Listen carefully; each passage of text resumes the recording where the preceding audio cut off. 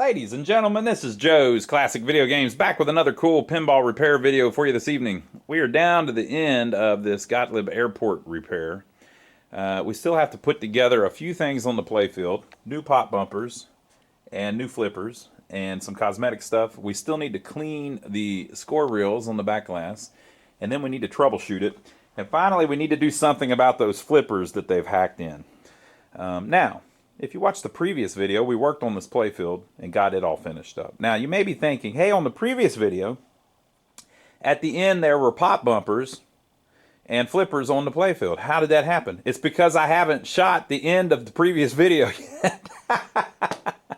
But I wanted to start this video so that I could show you how the pop bumpers and stuff go on. The other video was getting pretty long.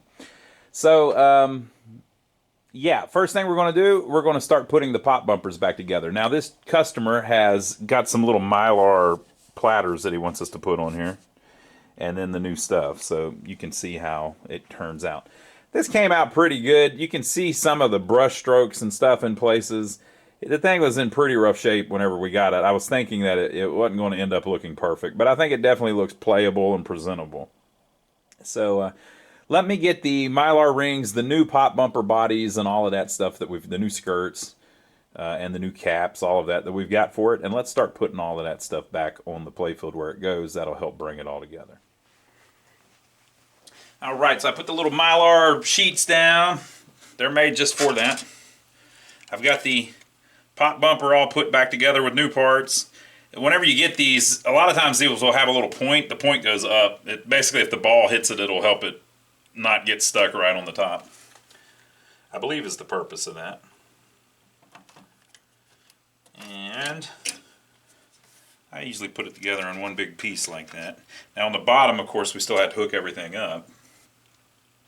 And there's just two screws that hold it all in. I showed on the couple videos ago how we took these apart.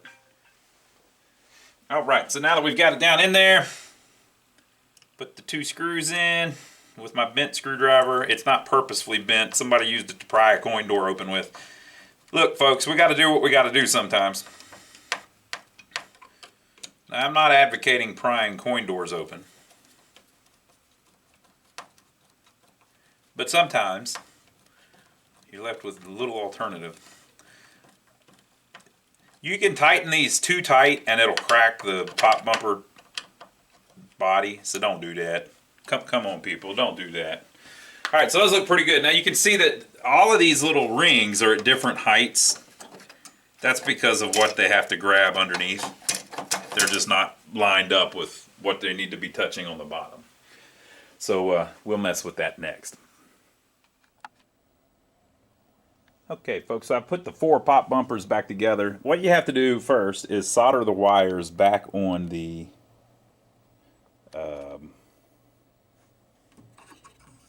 lamp socket that goes up through it.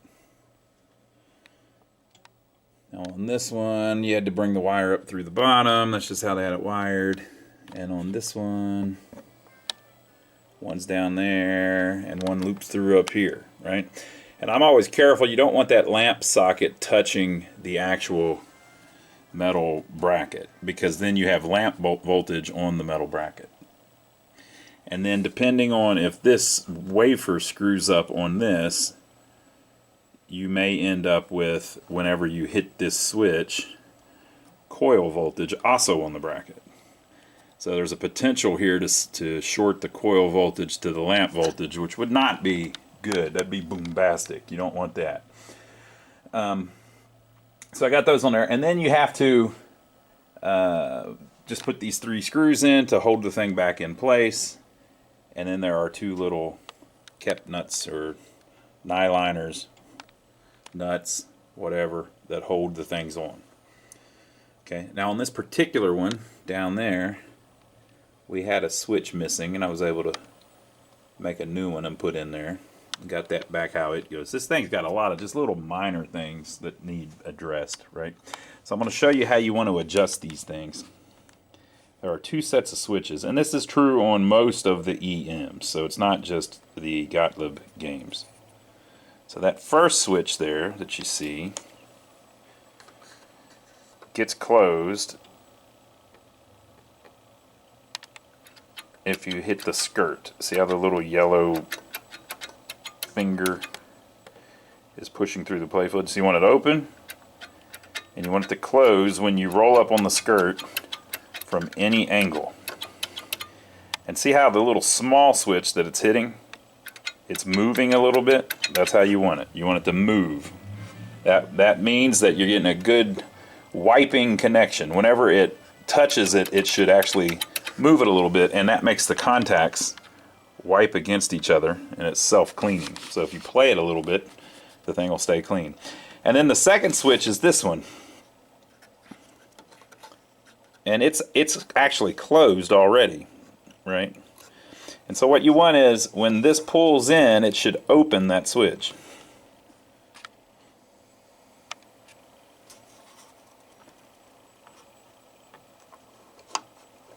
And the same thing. See how when it goes back, it's hitting the switch and moving it just a little bit? It's moving the small blade a little bit. That's perfect. You might even want it a little more than that, but that's good enough.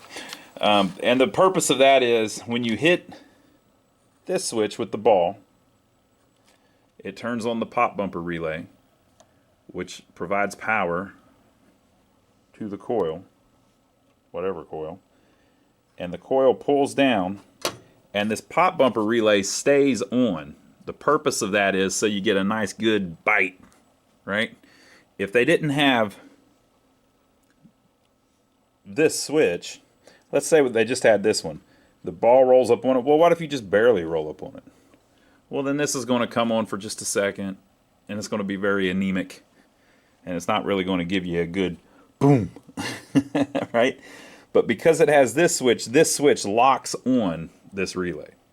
So this relay will not turn off until that switch opens.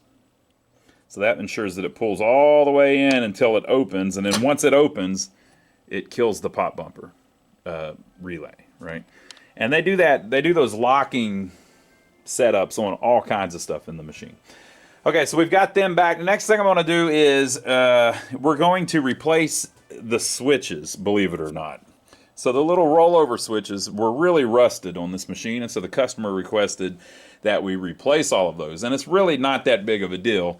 There's 1, 2, 3, 4, 5, 6, 7, 8, 9, 10, 11. There's only 11 of them, and the reason that he requested that is because they're all rusted and they stick up through the playfield. So as the ball hits them, it's going to chip the ball a little bit, rust the ball maybe. It's just, you don't want rusty stuff on the playfield if you can help it, and you can help that. So let me show you what I was able to get, and we'll start swapping them out.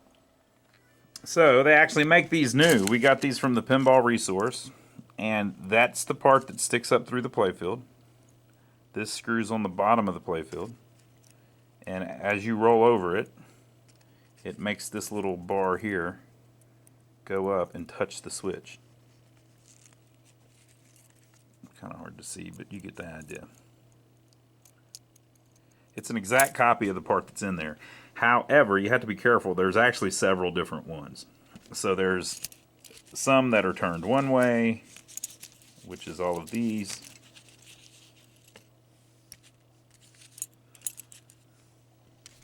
And then there are some that are the mirror reverse of that, which is actually this one. Why they went through all the trouble to do that, I don't know, but they did. And the Pinball resource actually sells just this wire form of the one side, but the other side they just had the full one. But these are like $1.50 or something, and these are like $3 or something like that. It's very inexpensive. And then this one is a slightly different one, which is used for the like the little out hole one that I was showing you up at the top, where it kicks it out into the lane. And then this one, I guess, is the same thing.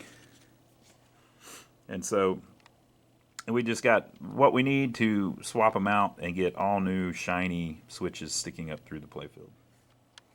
Okay, I'm replacing this one. Let me show you something you got to watch out for on any of these switches. So that's a brand new one I just put in. Now, it's not going to be adjusted exactly like the one that you had, but look at this. So we've got the playfield tilted up. Now look how, see how it can move a little bit before it hits that switch? So what that means is when you turn the playfield up back down, gravity is going to make it do this. Right? So although it may not be touching right now, as soon as we put the playfield down, it's probably going to make that top switch there connect, you know.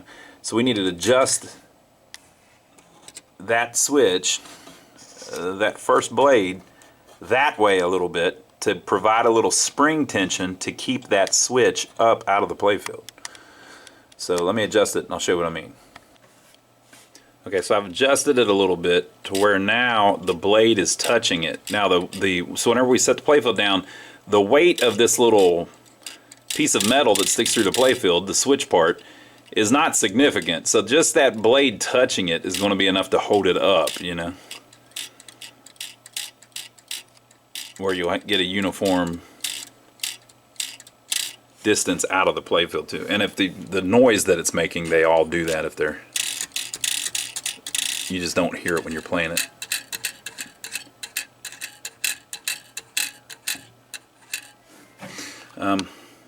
So yeah, so you got to readjust each one after you replace that. Okay, so I got all of the little switches swapped. I don't know what the top looks like yet because we're still working on the bottom. Next up, I have replaced the flipper bushings. These don't always need replaced, and the ones I took off didn't even look that worn. But I got the flipper rebuild kit for the gentleman, and they came with that. So I went ahead and replaced them. Next up, we're going to replace the sleeve inside these coils, and we're going to replace this coil stop that screws on the back here. It looks like there's a screw missing from this one too, so I don't know if that comes with the kit or if we'll just have to find one. But so that's next. So I'm just going to take these coil stops off and replace the sleeve inside there. The coils themselves, usually if they're working, they're fine. They don't usually get weak. They either work or they don't work. It's just a big long wire, you know, so it's either broke or it's not broke. Joey, I need Joey. He would be here. He could tell us if it's broke or not. So here are the flipper bats that were in there. They're pretty rough. But luckily, you can get brand new ones. Look at this. Look at this. Have you ever seen anything so cool? So the little screw that goes in there, these were getting pretty rusty. So I got new ones of those too. Look at that. They even sell the screw. Can you believe? This is almost unbelievable. Let me show you another little trick I do sometimes while I'm thinking about it. Okay, so see how this is the left one? If you're reusing the original one, notice the little indentation where the set screw has been. So what's going to happen when you put that back in? When you tighten up the set screw, let's say that it has been like this the whole time. And you think it's a little bit off, so you want it to be like that. When you tighten up the set screw, it's going to hone itself back into the original spot, and it's going to make the thing sit like it's always set. So the way to fix that is, whenever you put new shoes on these, flip the side, pun intended, and now the set screws line up in fresh meat, and it'll stay wherever you put it. Something to think about. So the coil stops, they did include new screws. So we've got all 4 of our screws now. And I replaced the 2 little coil stops, put the new sleeves in. New plungers, new links. Got the original pawls on, and I mounted the flippers back in. We'll look at them whenever we turn the playfield back down. Some of these had a little washer on them and that little clip. If they're too tight though, the washer will bind and make it where the freaking thing is touching this too hard, and so it doesn't move very well. You want it to be able to, for the spring, to be able to pull it back up really good like that. That's great. That's how it ought to be. Right? So I left the washers off. We only had one of them anyway. It'll work just fine like it. The purpose of the washer is so that this doesn't eat this all up, but there's enough play here that I think it's fine. Okay, so next up we're going to replace these end of stroke switches because they came with the kit as well. So I'm going to take each of those off and carefully solder the wires back. And then I'll show you how they need to be adjusted to make sure that they are working properly, and you will get a good, nice flipping action out of your little 2-inch stunners on this game. All right, so there they are with the new end-of-stroke switches installed. They're identical, and if you get them from Pinball Resource at least, they even come riveted to the little bracket, just like the original ones. Very cool. And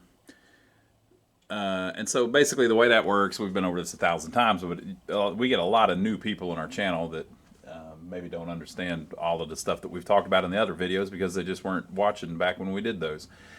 But basically, there is an end of stroke switch on the flippers. And the reason for that is whenever you press in the flipper button and hold the button in, it will burn up the coil if it gives it full power for more than 5-6 seconds, something like that.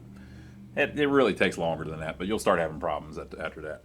So what they did was they designed a switch that opens when the coil pulls in. So you hit the button and it pulls the flipper in. And it opens that switch. With that switch opened, you have disconnected these two wires. They're wired to the switch. So right now these two wires are shorted together.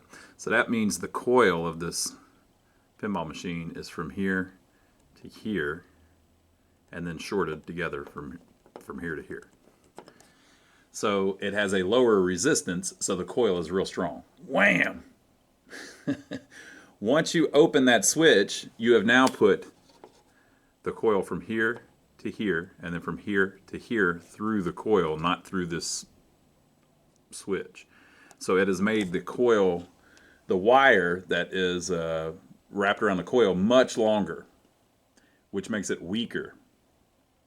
And since it's weaker, it can handle the voltage on it for longer, or the voltage running through it for longer. It makes it where it won't burn up. So you can stand there and hold it in if this switch opens indefinitely. You can stand there for an hour and it won't burn up the coil. So it's very important. So if those aren't adjusted correctly, where they never open, you will have very strong flippers, but they'll burn up if you hold the button long enough. They'll buzz a lot too. You'll get all kinds of problems. If they are open where they never close, or they have dirty faces on them where the electricity doesn't go through that switch well, you will have weak flippers. They won't do their snap that you want. So the reason people replace them is because whenever they open and they close, it sparks a little bit on these EMs. And so it burns these things slap up. So over time, they get pretty screwed up. And you probably saw the ones that were on there were all bent up. But that's about how you want it, about how we've got it. You want it to open about that much. Maybe a little bit more. And notice again the small blade. When the big blade hits it, it'll move a little bit. Watch it move. Now notice how that left contact, maybe this will show this. Once and for all, maybe it'll show it. Notice how the left contact is a little bit higher than the right contact. Now it's going to hit it and move it a little bit. Okay? And it's hard to see because of this cardboard thing in there. It's still a little higher than the right one, but not as high. So the idea is that whenever it does that, and watch when they open,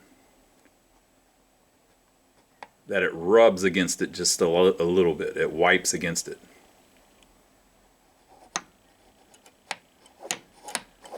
And it might be, just a little teeny tiny bit. But the idea is that actually keeps it clean. So whenever they close, they're going, that's an exaggerated idea of what it's doing, right? So that keeps it a little clean. And the other thing too is if you see it touch and it goes like this and you don't see this one move, well, maybe it didn't touch. We're talking about little tiny I mean, you might still be able to slit like a little piece of paper through there. Maybe it's 1 mil away and it's not quite touching. It just looks like it's touching. But if it moves it, well, it must have touched it. So that's about how you want it.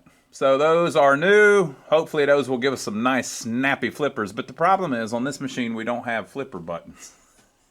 They had them hardwired into the switches that used to be here on this machine. So we don't have. They had it hacked up with a wire running up here and connecting to this wire and this wire, which are supposed to connect to another switch here that the button on the side of the cabinet when the playfield is down connects together. But the switch is missing. So we still got to mess with that. So while we're at it, while we have the soldering iron out, let me show you something else that you run into all the time. Let me show you something. Look at this. Would you look at this? Now you could unsolder this, take all these wires off, and go put it in a tumbler or something, and that would be the best way to clean this up. But it's a lot of work. Notice there is a wire soldered there. There's a wire on each one of these. This is just a general thing that you will see on a lot of sockets. This rust, the way these are designed, this might be a good one to show it on. See, this wire, you need 2 wires to make the light up, right? This is going to be like the ball number 3 wire, or light, or maybe the ball number 2. But I think it's 3. See, this one wire is soldered to the frame of it. That is not this little ring you're seeing. That's under the ring. Now on the other side of this frame, the light socket is press fit to the frame.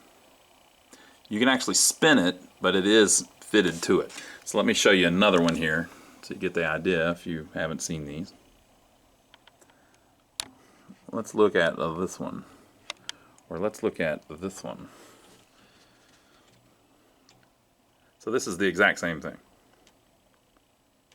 So on these, the wire is soldered right there to the metal frame of this socket, right?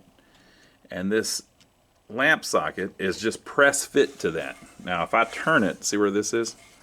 I can actually spin this, but it is connecting this to this metal plate, which is connected to a wire down there, right? So the outside of this socket is connected to a wire. If there is rust or corrosion or something inside this right here where this touches that plate, then the electricity won't flow through it, it won't work. So sometimes you can fix them by just spinning them a little bit. Now you'll notice whenever I do that, it's also spinning this. That's because the other wire is attached to this little fork here, right? That is insulated from the metal frame with a little piece of fiber. So see how it's not touching that? What it's touching is this little thing. This is a little plunger that this ring is touching. It's barely touching it. And so if there is rust on your connection, if there is rust down here where the plunger connects to this little plate, the electricity will not go through, the light won't ever work up. Or won't ever work. Right? So one wire is basically connected here, and one wire is connected to this plunger, which touches the tip of the bulb inside. So once these get rusted, you either have a bad connection from here to here, or you have a bad connection from here to here. The other side of this is touching the bulb. So if you replace the socket, that's one thing, that'll fix it. But on something like this, you can't get a replacement because it's press fitted on there. It's not an individual socket. This one has 6 different lamps on it, and it has a bar that's a certain length. They're spaced a certain length apart, and that's just how it's designed. So you kind of got to work with what you got. Now the easiest, like I said, you could unscrew all of this, unsolder everything. Now you could take this out and put it in a tumbler or sandblast it or whatever. Our buddy Mark in Australia, he has a really nice tumbler that he's always showing me that where he gets this stuff looking great. But we don't have one here, and you know, it takes a little bit of time and it's a little bit of effort to take all of that off. But that would be the best way to handle this. Another way you could do it is you can get rid of the cutesy little plate here that's got all the rust on it and everything, and just solder your wire directly to the end of the bulb of the socket. The bulb will still be able to move the spring in and out so that you can insert and remove the bulb, but you get rid of this little tab here that may or may not be making good contact with this little plunger, which is touching the bulb on the other side. So whenever I see them that are really damaged like this, I just move the wire. So I'll show you what I'm talking about. I'll maybe do this one and this one. The other ones will probably be fine. And I'll show you how that looks. All right, so the first thing you have to do is you have to take a file or something and clean up the top of that where you're going to solder the wire to. So you got to get that nice and clean where it'll take solder. And then you just put a little bead of solder on it and connect the wire directly to it. And you'll notice if I move this wire, we are now directly connected to the little part, that little plunger that touches the bottom of the bulb. So you've basically gotten rid of this thing, which is all rusted up and is a potential place where you're going to get a bad connection between there and the plunger. So you're simplifying the socket, basically. Now I wouldn't go around and do every bulb like that, but you could, right? It's just going to make a little better connection. So we got that. There's probably some more like that as well. I mean, there's some of them look kind of rough. If you didn't see the first video, there were some rough places on these. Let me show you another one. This one. Now on this one, you probably don't have a bad connection on that. That's probably still working as intended. However, I noticed whenever I was replacing the bulb earlier that the socket is a little loose. So you can spin it very easily. So what's happened on this one is that the press fitting of the socket to this plate has loosened up. There's that little wafer on the top there.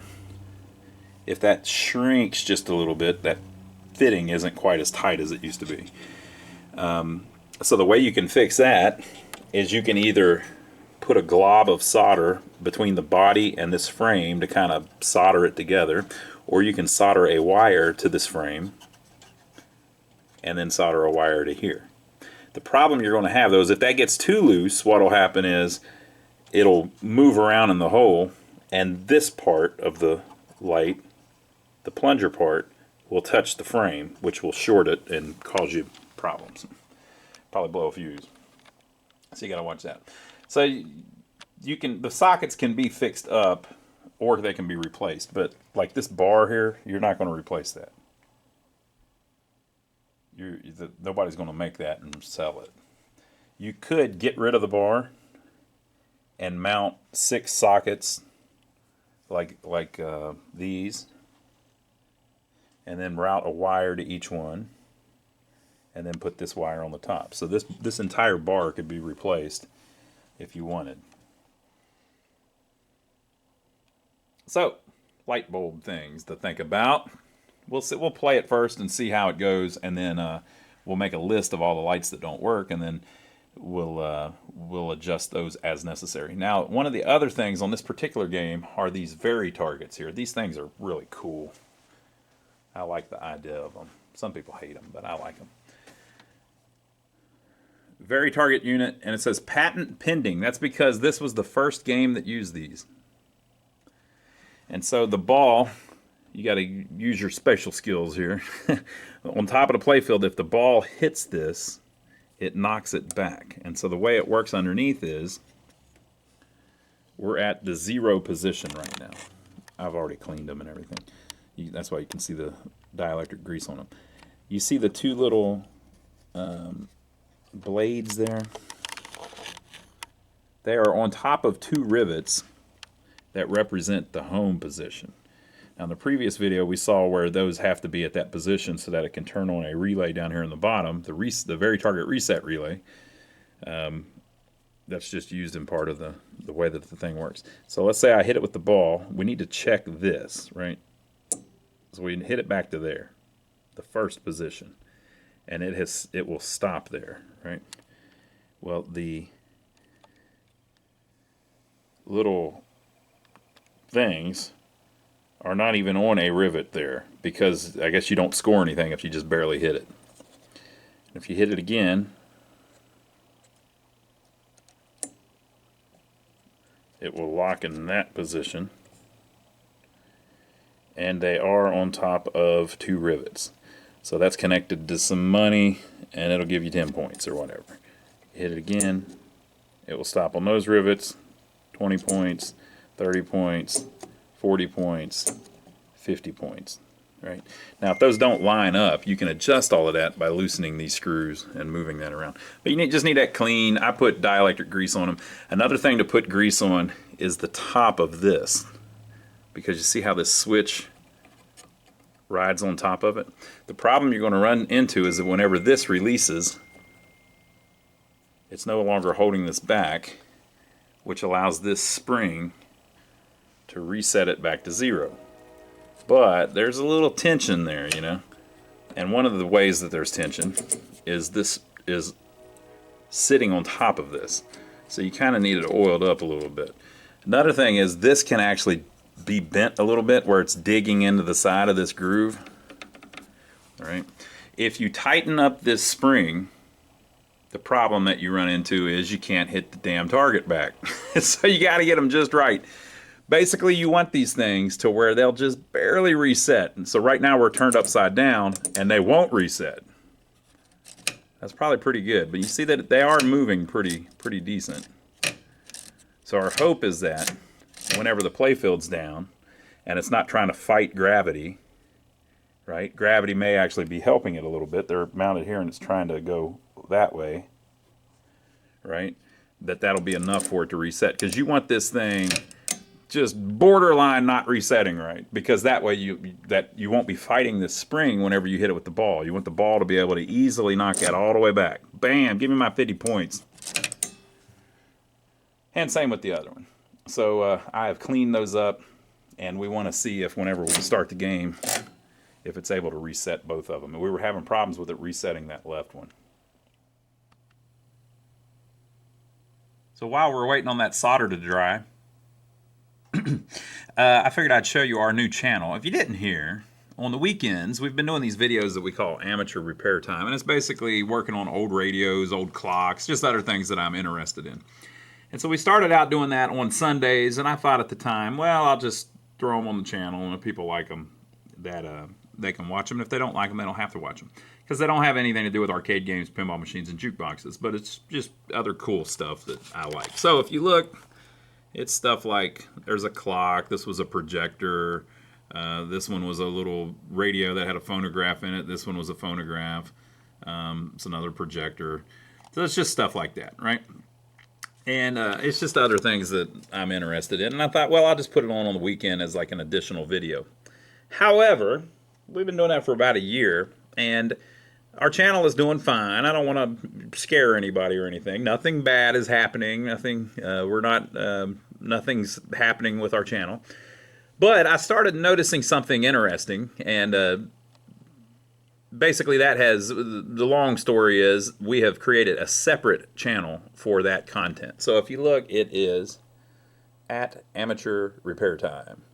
And you can check that out here on YouTube. Just go up into your box at the top, type Amateur Repair Time, will pop up. This is our other channel. And so that's where I'm going to put most of that content in the future. And I've got a lot of it on there already, so you can go check it out if you want. So we appreciate everybody that's subscribed to it and everybody that's going to subscribe to it. But let me just tell you a little bit about how the YouTube algorithm works, if you have any interest in that at all. Because it's these big companies, it's interesting how this stuff works, in my opinion. Because things happen that you don't even foresee happening. On our channel, from the very beginning, we've put up all kinds of different types of videos. So our very first video was about a pinball machine. Our next video was about an arcade game. Our next video was about a video game system. Because here in our shop, that's what we do. So here in our shop, we have arcade games, pinball machines, video games. We have jukeboxes. We got all kinds of stuff, you know. And it's just there's a bunch of old vintage computer stuff over there. That's just how we are. I'm like that. Joey's like that. Donnie's like that. We like old things. It's basically a kind of a flea market mentality where when we were kids, we went to the flea market all the time. Now in here, we keep it clean. It's not like a flea market, but there's not just arcade games or just video games. We have a bunch of different stuff like that. We've got some records over there for sale. So if you do that on YouTube, though, it causes a problem because of this algorithm. The way YouTube works is you may have noticed that you've subscribed to a channel, and then if you don't watch a couple of their videos, they stop telling you that that a new video came out from that channel. And you may still want to watch those videos, you just haven't had time to watch them yet or whatever, right? But where it messes up a channel that does different types of videos is, let's say you only like the pinball videos, you're watching one right now. Well, you might not care about an arcade game video, you're just not into it. So you may not be interested in watching that. There's nothing wrong with it. There's nothing wrong with not wanting to watch all the videos. And when I'm working on, like we did a video on this radio, whenever I'm working on a radio, you may not be into radios, so that's not your thing. So you're not going to watch that video. But what happens is YouTube says, oh, this guy's done with that channel. He doesn't like this channel anymore, so he's not going to watch any of these videos. We're going to stop suggesting these videos to him. And then the next time we do a pinball video that you would like to watch, it doesn't even tell you about it. So it kind of screws us up. It also happens with new viewers. So it says, hey, this guy makes pinball videos. Here's his new video. And it's one of these videos about a clock. And so it sends it around to all of the pinball people. And they all see it on their homepage and go, I don't want to watch a video about a clock, and just kind of skim right over it. Or I said clock, it's a radio. And skim right over it. And then YouTube goes, the algorithm goes, oh man, nobody likes this channel. We're showing their videos, the new people. None of the new people want to watch it. It's because the algorithm's showing it to the wrong people because we've got 5, 6 different things that we're making videos about. So with that said, if we break this off into a separate channel, and for the foreseeable future, the videos are going to be on both channels, so you don't have to go sign up right away or anything. If we break this off into a separate channel, the people that are interested in this kind of content can subscribe at Amateur Repair Time and watch it.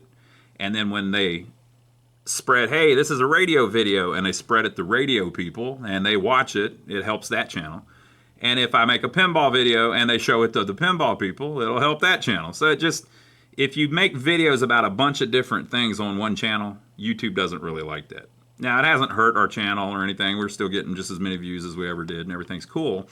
But we're just thinking long term. So, all that to say, Amateur Repair Time, go subscribe to that if you like the other type of videos that we do on the weekend. And we appreciate everybody that watches those. And like I said, we'll still have them on this channel for a little bit longer.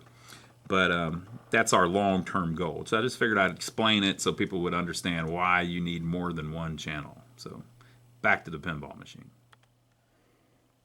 All right, so we got my brother Donnie here. He's going to test it for us. Donnie, this machine, the flippers don't work. Oh, that's no problem. I got some. No. We're just trying to, all we're trying to see is if it will, see these two, oh, here's what the flippers ended up looking like, people. See these two little targets here? Yeah. We're trying to see if they will reset all the way to the front when you hit the start button. Okay. Now, you usually, you're real good at fixing stuff, so hit the start button, and we'll see if it works. It's on the coin door right in the middle. Yep. Man, you're pretty good at that, Donnie. Right, here's the ball. Man. I think I can flip with my fingers. You can try, I guess, if you want. No. It might get, we just fixed this light bulb, too. Woohoo! That was all rusted and messed up, but we're getting there. We got this light bulb out. I can't reach it, so we got to mess with that one. So, folks, we got more to do here. We thought we had her.